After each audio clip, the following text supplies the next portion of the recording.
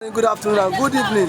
It's Nigerian politics on the street. You can subscribe to our YouTube channel, like our videos, share, comment for more political discourse. You can subscribe to our YouTube channel, like our videos, share, comment for more political discourse. Yesterday, the special advisor to the president, Ajuri in Galilee, has said that the unity of Nigeria would never be negotiated, is not negotiable, and that Simon Ekpa and Kanu should be very careful. That President Tinubu fought hard for this democracy, and that democracy must be guided jealously. That was what the special advisor to the president once against agitator. He said that the president said he fought so hard for the democracy, and that this one Nigeria is not negotiable, sir. How can you react to this, sir? Has Tinubu not called for a disintegration of Nigeria before now?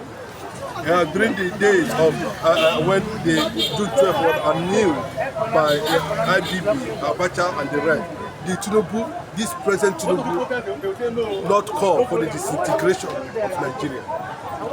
That is the question, and are supposed to be left on the table of special advisor to the president, talking about Ajuri, Uginele, and what they want to call him. But unfortunately, that young man, if you look at him very well, I understand that young man is from that part of the world. No, I'm saying the other part of the world. The Igbos and the Biafran contest first has advanced to the next level of higher existence. So what they're saying is not just within among themselves. The Biafran quest has crossed to a higher existence.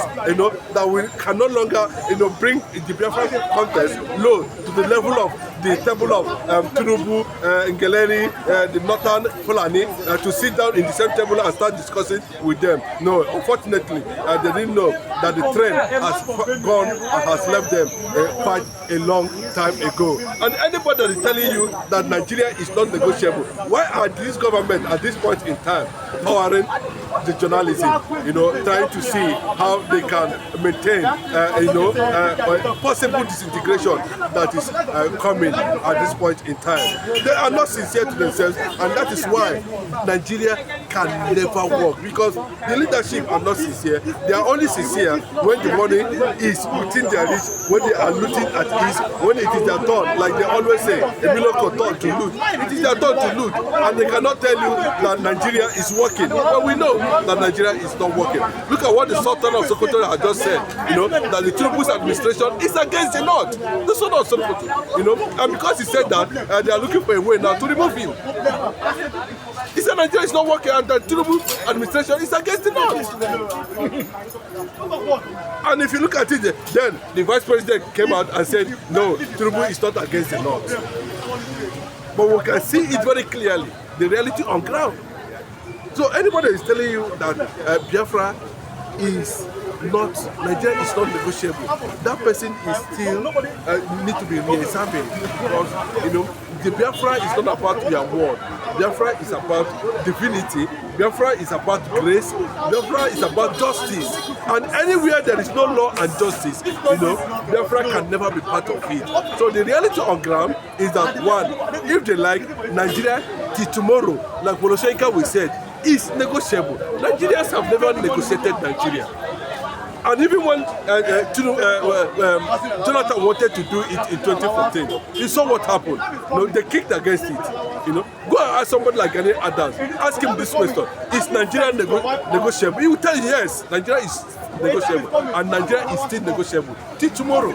And that is why it has become very resilient for angels of Biafra. When I'm talking about the angels of Biafra, I'm talking about number one, Dr. Dim Emeka Ojukwu is an angel of Biafra. I'm talking about Ralph Wazirike, an angel of Biafra. I'm talking about the Supreme Leader himself, the Supreme King leader himself, the man in question, the man on this table, a man of many parts, a man who has come to define identity, a man who has given name to those that don't have name, a man who has given consciousness to those who have lost consciousness, a man who has given justice to those that seek for justice, a man who has given hope to the helpless, a man who has made human beings to realize that, you know, in every context there is humanity, a man who has opened the eyes of the entire Hausa land to understand that they are the indigenous people of the northern Nigeria.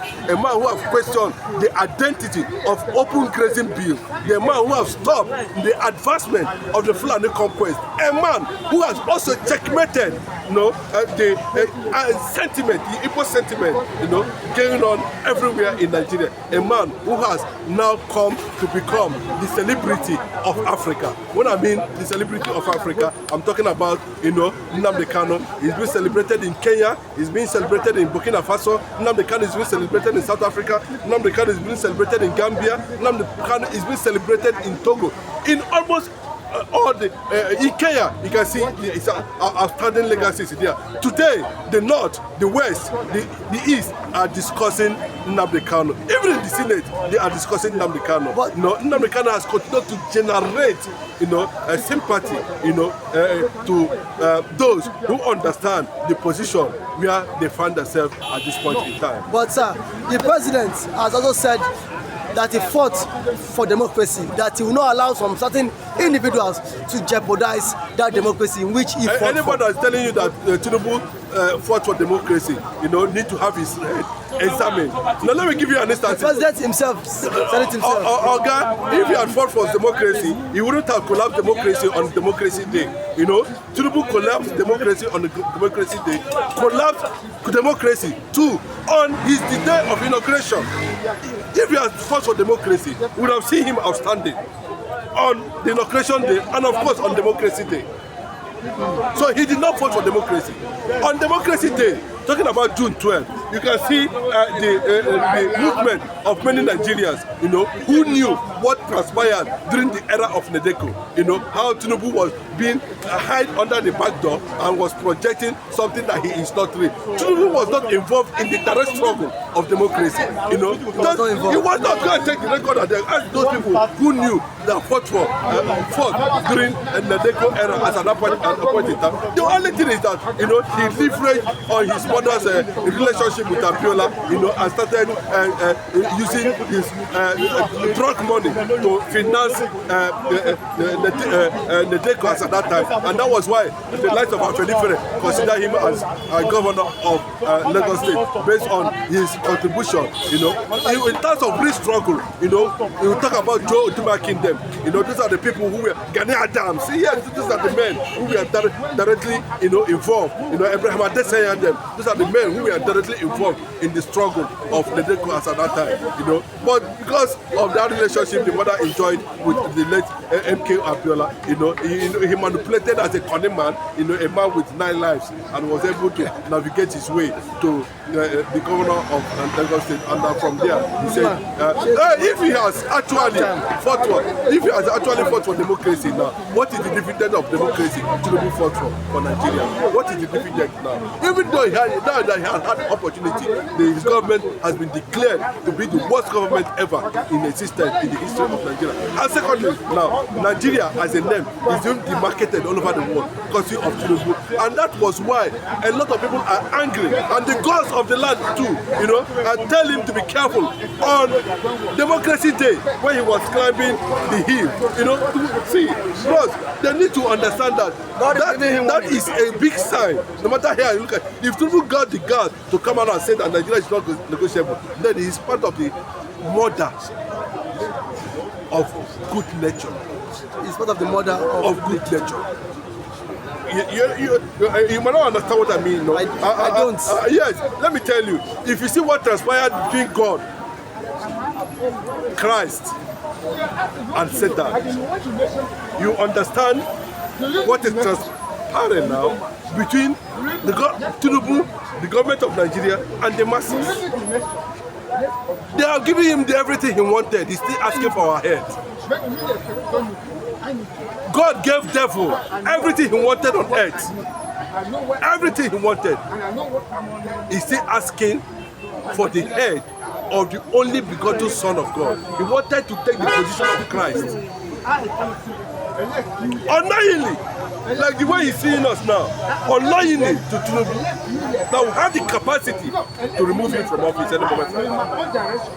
Nigerians have the capacity to remove him any moment from now. So Tinubu cannot say that nobody who tells you that was Igbo man involved when the negotiation of Nigeria were there. Majority of the people that were there are Northerners and some few Yorubas. You cannot see the Igbo man was not part of the meeting. Go and check the record. We always want to be an identity of our own, a sovereignty of our own. And even in Nigerian context, the Igbos have contributed more than any tribe. What Igbos can do in Nigeria, the Yorubas and the Hausas cannot do it. That has been confirmed by the former president of Nigeria, Muhammad Buhari. That has also been confirmed by the present administration, Vice President Shetima. That has also been confirmed by Olusegun Obasanjo. That has always been confirmed by Panika Ode. That has always been confirmed by Gani Adams. That has always been confirmed by so many people. United Nations, when they came to Nigeria, it has been confirmed. Lagos State has been confirmed of the ingenuity and contributions of development, economic development, commercialization of Igbo man in Nigeria, more than any tribe. And still, for 104 years of Nigerian existence, no Igbo man has been considered to be president of Nigeria. And I'm asking you, Mr. Journalist, is this the right thing to be done? And even when it was time for the Igbo man to produce the president, the conspiracy continued. We've seen the conspiracy advance. We've seen it in different angles. You know, a Yoruba man that has taken presidency denied that he doesn't know anything about presidency. But we know that at the time, a time came when Olusegun Obasanjo became the civilian president of Nigeria. The Northerners have enjoyed their own period. But when it was time for an Igbo man to emerge as the president, he came out with a miracle. Now, you don't have a miracle the economy. Everywhere don't have a miracle. But sir, lastly political, sir, don't you think that nnamdi Kanu should drop this struggle of agitation and then embrace one Nigeria, so that this region who have been chanting for, who has claimed that they have been marginalized, could get a space in the political gladiators and in the political settings of Nigeria? The space is always temporary. We don't want a temporary something. The state is always temporary. And that was why, you know, some elements of pro-Abiola in his government are pushing for regionalism. And the Northerners are kicking against regionalism. Sanusi Lamido has come out and said, you know, we are not interested in regionalism. What is happening in the North is about, you know, sovereignty too. The Boko Haram are asking for caliphate. Are we playing? The Yorubas are asking for Oduduwa Republic, Odua Nation. The Eastern Nigeria is saying Biafra. So why is it that the Biafran became, you know, a center of attraction? That the federal government can give leniency to terrorists like Meiti Allah and ask them to go. And then nnamdi Kanu is being told not to say anything about Biafra. I think that one, it's not going to work. No matter how you look at it, it's not going to work. Nobody's going to accept that. But you can see now that those people from Kaduna, Kanu, Borno, and some part of are asking that nnamdi Kanu should be released. That the guy has paid his due. When people start saying that, you know, they're trying to tell you that the quest for Biafra is not stoppable. Nobody can stop it. And the quest for Biafra is not stoppable. Thank you for that wonderful submission from Mr. Chinedu Michael. Thank you. You can subscribe to our YouTube channel, like our videos, share, comment for more political discourse.